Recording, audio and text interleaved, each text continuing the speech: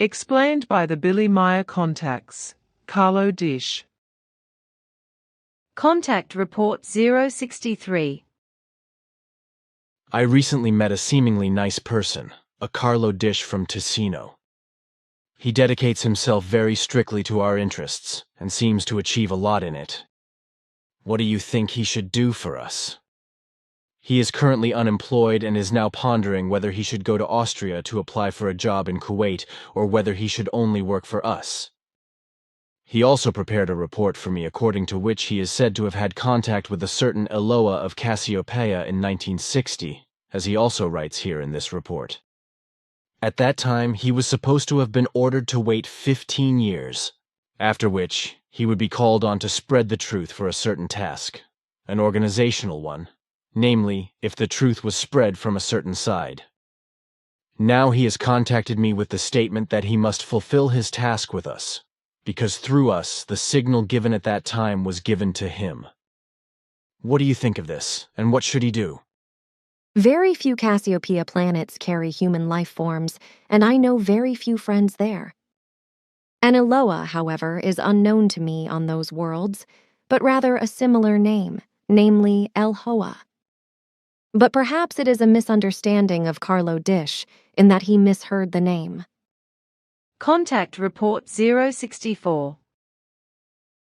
Regarding his statement that he had had contact with an El-Hoa at the beginning of the 60s, in 1962, I was only able to find out that at that time there were actually 2 Cassiopeian ships with several crew members on the Earth for about 4 months, which had also made impulse telepathic contact with 2 Earth humans. However, all recordings were not transmitted on the home planet, but recorded in the storage devices of the ships for reasons inexplicable to us. Unfortunately, however, our research has now revealed that one of the ships was destroyed during the return flight to the home star in 1962 with the entire crew, whereby all records were also destroyed.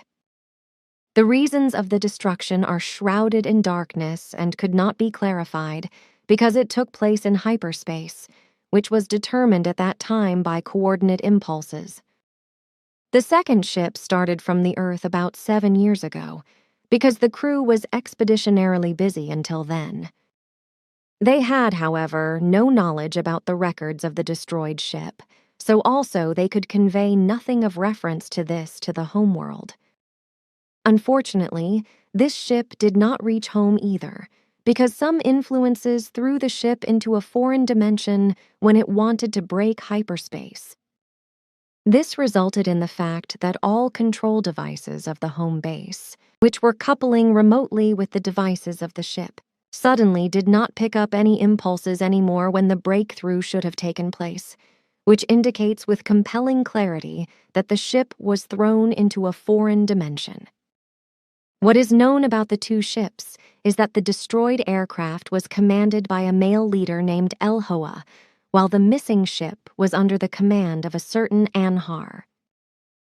Contact Report 065. Meanwhile, it was possible for me to take care of the concerns of El-Hoa and Carlo Disch. In connection with a station on Proxima Centauri, it turned out that all El-Hoa's records are stored there. The records say that El-Hoa was in brief contact with 2 Earthlings. A Carlo Disch, however, was not one of them. Contrary to the things Carlo Disch mentioned to you, great doubts arose for me and my father regarding these statements. So we took a closer look at the man and found out that all his expressions, also in many other relationships, originated only from his own imaginative brain and that he had never seen a beam ship or been in contact with an extraterrestrial intelligence. Everything is a lie for the purpose of self-exaltation and his pronounced urge for recognition, which has already brought this man an unusual amount of evil. Also, his offer of work for your mission is based on unjust things, on the one hand also in his irrepressible urge for recognition, which seems like a pathological addiction to him, and on the other hand in his irrepressible desire to obtain enormous financial advantages with everything and everyone. His dishonesty is so pronounced that he would lie to and deceive even the best friends if he had such friends. Contact Report 067. Within a short time, I was able to clarify that everything, but really everything, which Carlo Disch told you and your group, has no truth at all.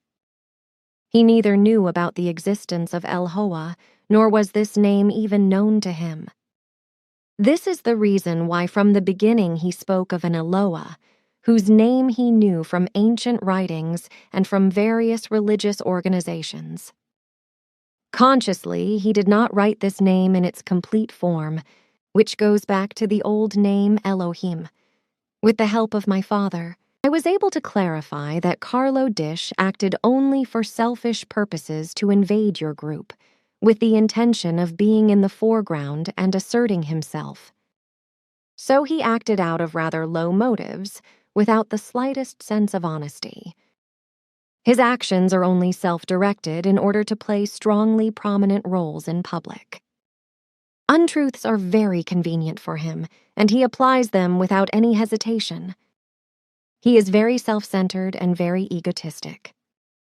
Tell him that he should honestly strive for his knowledge in order to satisfy his evolution.